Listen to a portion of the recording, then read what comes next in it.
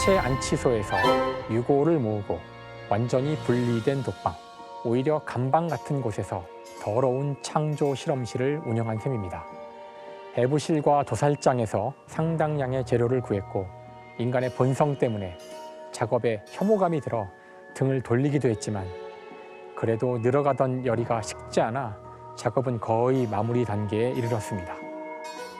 빅터는 왜 새로운 생명을 창조할 때 시체 하나를 가져다가 그냥 생명을 주지 않고 여기저기서 시체의 부분들을 모아다가 이걸 조립해서 실로 막 꿰매어서 생명을 만들었던 것일까요? 자, 소설에서 빅터도 처음에는 나와 같은 인간을 만들어야 할지 아니면 더 단순한 생명체를 만들어야 할지조차 확신이 없었습니다. 라고 말하는데요. 이건 제가 생각해 본 건데 아마도 당시 사람들은 그냥 죽은 사람을 그대로 되살리는 것은 힘들지 않을까 하고 생각한 것 같아요. 만약 제가 죽었다면 죽은 김상욱을 다시 온전히 살리는 것은 신의 영역이라고 생각한 거고요. 하지만 제 몸에서 일부를 손가락을 떼내고 또 다른 사람에서 발가락을 떼내고 뭐 심장을 떼내고 이런 식으로 조합을 해서 만들어진 이 것을 가지고 이것이 생명을 갖도록 하는 것은 가능할지도 모른다라고 생각했다는 것입니다. 아마 또 다른 이유를 생각해 보자면은 저자인 메리 셀리 때문이 아닐까. 자, 무슨 말이냐면은 이 메리 셀리는 그 어머니의 무덤을 안식처 삼아서 자주 무덤에 갔었대요. 그래서 거기 가서 책을 읽고 놀고 그랬다는데요. 기본적으로 이제 무덤을 두려워하지 않는 아이예요. 그러니까 무덤을 파헤쳐서 시체들을 모으는 그런 설정이 그렇게 끔찍한 설정이 아닐 수도 있었다는 것이죠. 자, 그렇다면 빅터가 이렇게 시체 조각들을 모아서 만든 이제 인조인간이라고 할까? 이것을 어떻게 생명을 불어넣을 수 있었을까? 이제 이 점이 좀 궁금해질 텐데요. 11월의 어느 음울한 밤, 생명 없는 존재에 생명의 불꽃을 주입하려는 중이었죠. 반쯤 꺼져버린 촛불 속에서 내가 만든 생명체가 노란 눈을 흐릿하게 뜨는 것을 보았습니다. 그것은 힘겹게 숨을 몰아쉬었고 발작 같은 움직임으로 사지가 흔들렸습니다. 사실 이 부분 읽으면서 이렇게 오싹한데요. 자, 빅터가 말하는 생명의 불꽃이 뭘까요? 정확히 책에 쓰여져 있지는 않지만 아마도 전기일 겁니다. 전기. 무언가에 이렇게 전기를 가하면 그것이 살아날 수 있다. 즉 전기가 생명이다라는 이것은 당시 실제 있었던 과학적 논쟁을 근거로 한 거예요. 자, 이 과학적 논쟁의 중심에는 두 명의 인물이 등장합니다. 바로 갈바니와 볼타죠. 갈바니는 18세기 살았던 이탈리아의 생물학자입니다. 자, 이 사람은 전기가 생명과 관련이 있다는 것을 증명하기 위한 실험들을 합니다. 죽은 개구리를 구해다가 개구리 다리에다가 전기를 딱 가하면은 다리가 이렇게 부르르 떨리거든요. 분명 죽은 개구리인데 다리가 떠는 건 살아있어야 할 수 있는 행동이잖아요. 전기가 생명과 관련이 있다는 뜻이죠. 이 현상을 잘 정리해서 1791년에 전기가 근육 운동에 주는 효과에 대한 고찰이라는 제목의 논문을 발표하죠. 이 논문에서 갈바니는 동물의 근육은 동물 전기라고 부르는 생명의 기를 가지고 있으며 이 동물 전기는 금속으로 근육이나 신경을 건드리면 작동한다. 그러니까 이렇게 아까 건드렸을 때 전기 충격을 줬을 때 흔들렸다는 뜻입니다. 자, 이것을 갈바니즘이라고 부르는데요. 파비아 대학교에 있었던 실험 물리학 교수 볼타라는 사람은 자기도 실험을 해봅니다. 실험을 쭉 해보고서는 전기는 생명과 관련은 없는 것 같다는 그런 의심을 하게 되는 거예요. 즉, 전기란 것이 그 자체로 생명 현상이 아니라 이건 화학 현상이라는 겁니다. 그래서 생명체가 없어도 전기를 만들 수 있다고 주장하는 거죠. 이렇게 사실 갈바니와 볼타는 이제 전기와 생명의 관계를 놓고서 싸우게 됩니다. 안타까운 일이지만 지금 현대 과학의 입장으로 볼 때는 이 두 사람 다 맞아요. 프랑켄슈타인이라는 이 책에 전기가 이 시체들을 모은 이 것에 생명을 불어넣는 소재가 되는 것은 사실 갈바니와 볼타라기보다는 또 다른 제3의 인물의 역할이 더 컸습니다. 자, 제가 아까 읽어드린 그 구절 중에서 발작 같은 움직임으로 사지가 흔들렸습니다 라는 이 문장이 나오는데요. 이 표현은 사실 갈바니의 지지자이자 갈바니의 충실한 제자였던 알디니가 실험에서 관찰한 모습과 굉장히 유사합니다. 사실 갈바니가 죽은 다음에 그 여러 가지 생명체에 대해서 전기 실험을 해보는 그런 사람들이 많이 나오게 돼요. 개를 가지고 실험을 했고 소를 가지고도 실험하고요. 여러분이 느낌이 오시겠죠. 네, 이제 이걸 가지고 사람한테 해봤을 겁니다. 실제 알디니는 이제 시체를 구해다가 그 시체를 가지고 실험을 하는데 이때 쓰인 시체는 자신의 아내와 아이를 이제 수로에 빠뜨려 교수형을 받고 죽었던 사형수 조디 포스터입니다. 자, 알디니가 이 죽은 조디 포스터의 얼굴에다가 전기 충격을 가하니까 한쪽 눈을 탁 떴대요. 그리고 턱과 이런 근육들이 막 비틀비틀하기 시작했고 오른손이 공중으로 벌떡 들려서 손을 꽉 쥐기도 하고요. 다리와 허벅지를 막 움직이고 그랬대요. 뭐 가능한 일이긴 한데 과학적으로는 당시 사람들은 진짜 죽은 시신이 살아난 것처럼 보였겠죠. 당시 이 실험이 얼마나 이제 센세이션했었는지 실험을 직접 참관했던 한 외과 의사는 너무나 큰 충격을 받아가지고 집에 가서 죽었대요. 자, 하지만 여러분들은 이제 아시겠지만 이건 시체가 살아난 게 아니에요. 사람은 이 신경으로 전기를 보내서 근육을 제어합니다. 그러니까 사람이 죽었어도 신경을 통해 전기를 보내면 움직일 수가 있는 거죠. 하지만 사람이 죽은 다음에 시간이 좀 많이 지나서 산소가 끊기면 이 신경세포들이 다 죽습니다. 신경세포가 죽은 다음에는 전기를 가해도 아무 일도 안 일어나죠. 그러니까 죽은 직후에는 이런 일이 가능합니다. 자, 어쨌든 이 실험이 너무나 충격적인 실험이었기 때문에 이 내용이 유럽 전역으로 쫙 퍼져나가고요. 아마도 이 저자 메리 셀리는 이 실험을 알았을 거예요.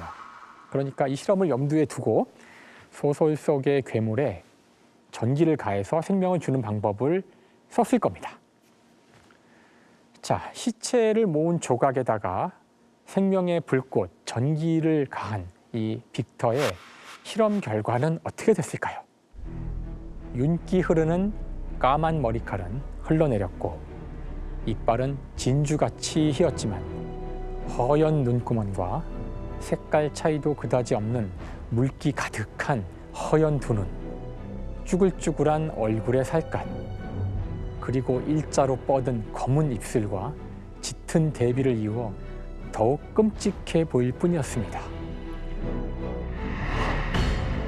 내가 창조해낸 참혹한 괴물이었어요.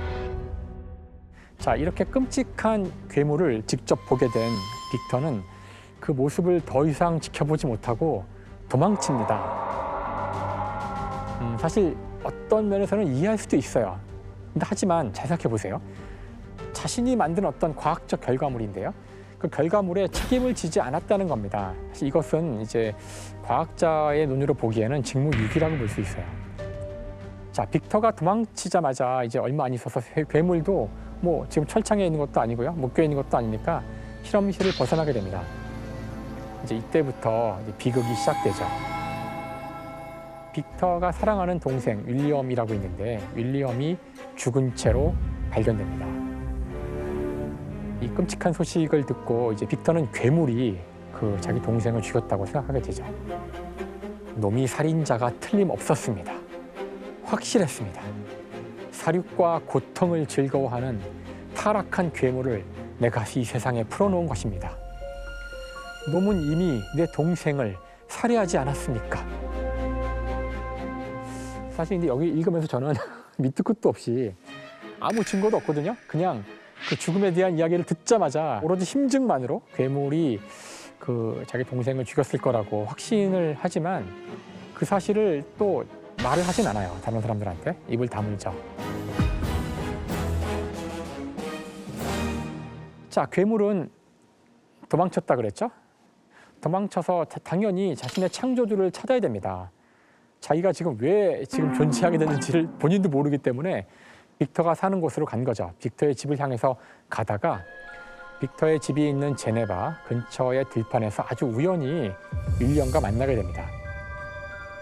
자, 그런데 괴물 생각에는 윌리엄은 어린아이니까 어린아이라면 편견이 없고 자신의 모습이 흉측하더라도 두려워하지 않을 거야. 저 아이라면 나를 이해해 주지 않을까? 그래서 윌리엄한테 나타나는데요. 그 괴물의 생각이 틀렸다. 윌리엄은 이렇게 말합니다.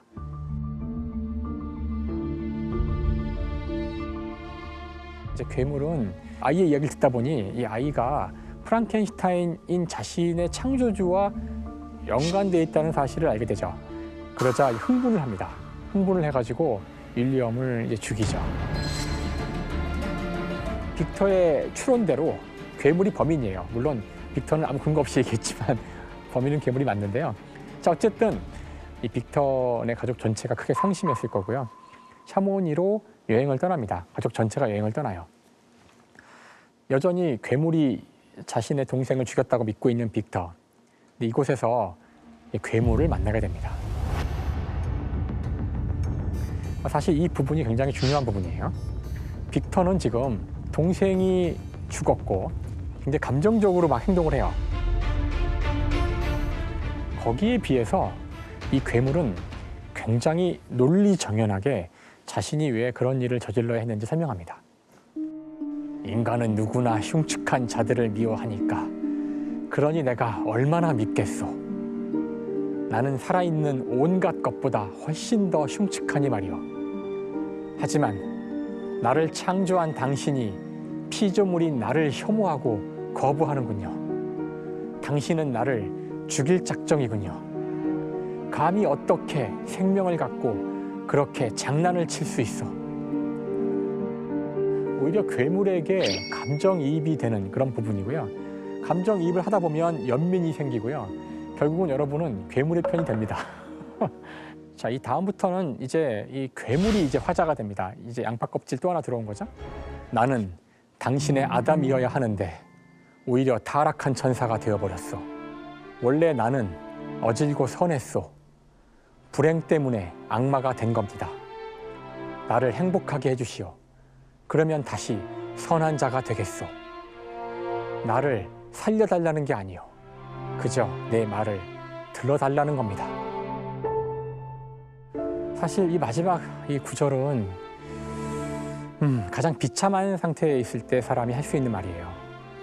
저는 이제 이 문장을 읽을 때 그 전에 읽었던 살아남은 아이라는 책이 떠오르더라고요. 그 책은 그 부산 형제복지원에서 9살 때 끌려가서 이제 3년간 지옥 같은 고생을 한 그 생존자가 쓴 책이에요. 자, 이 책의 마지막에 똑같은 문장이 나와요. 9살 꼬마가 우리 이야기를 들어달라고 하는 것입니다. 라는 구절이 나와요.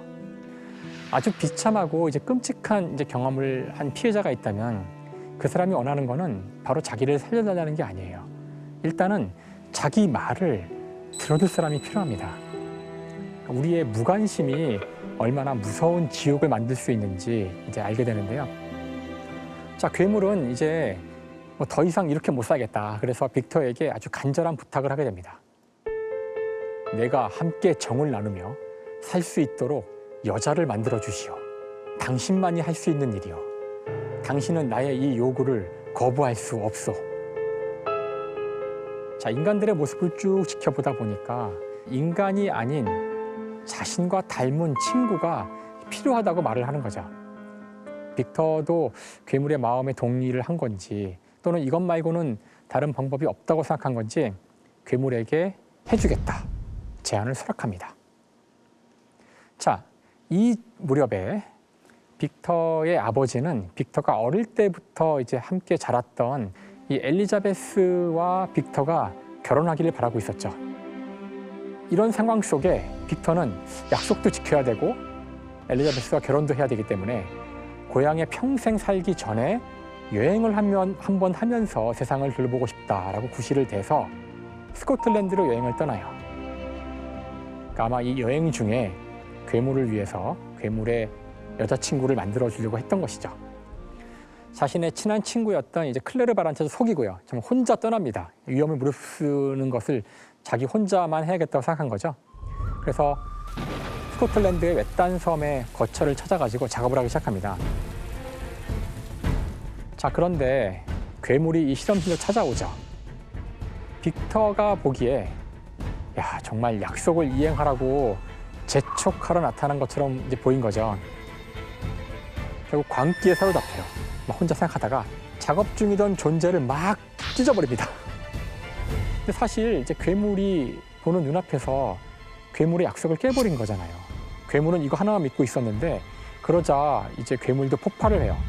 폭주를 시작합니다. 우선 빅터의 가장 친한 친구였던 클레르마를 살해합니다. 빅터는 이제 나도 죽겠구나 이제 이런 생각을 하게 되는데요. 빅터가 괴물과의 약속을 깨던 그날 빅터에게 괴물이 이런 말을 합니다. 내 놈의 결혼식 날 밤에 내가 함께 있어 주지. 자, 이제 제네바로 빅터가 돌아가서 엘리자베스와 결혼을 올리게 되는데요. 그날 밤 정말 두려웠을 거예요.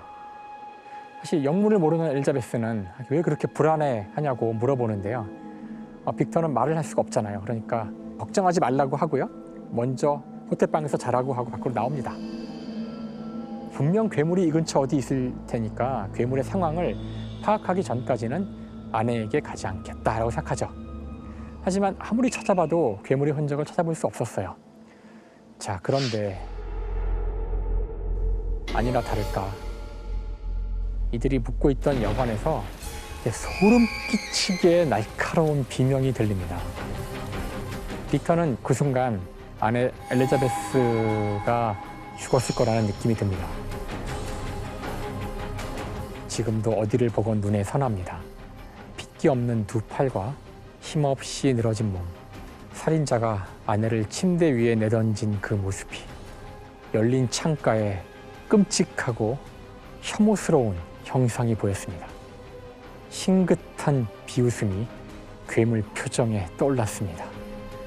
놈은 악마 같은 손가락을 들어 아내의 시신을 가리키며 나를 조롱하는 듯 했습니다. 괴물은 결혼식 날 밤 함께 있어 주겠다던 그 약속을 지킨 겁니다. 결국 빅터가 만든 이 괴물은 빅터의 동생을 죽였고요.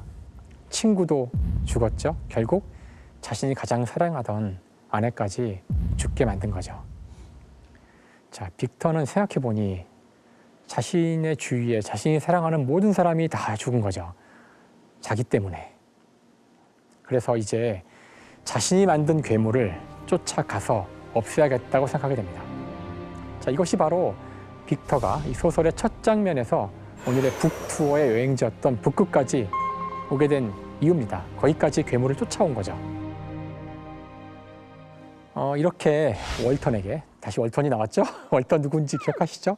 네, 선장입니다. 선장. 자, 월턴에게 자신의 이야기를 다 한 빅터는 결국 병으로 죽습니다. 이 죽은 빅터 옆에 괴물이 나타나거든요. 나중에 그 괴물을 결국 월턴이 보게 됩니다. 그때 이 괴물은 자신의 이야기를 들려주죠. 신과 인간의 원수들조차 외로움을 나눌 벗과 동료가 있어. 그러나 나는 철저히 혼자요. 자, 괴물이 월턴 선장에게 남긴 이 문장은 인간의 본질을 보여주는 것 같아요. 즉, 인간은 혼자 살 수 없다는 것을 이 괴물이 알고 있었고요. 하지만 자신은 철저히 혼자라고 하는 것, 또는 그 또한 결국은 죽을 거라는 것, 아마 이런 것들을 알고 하는 암시인 것 같아요.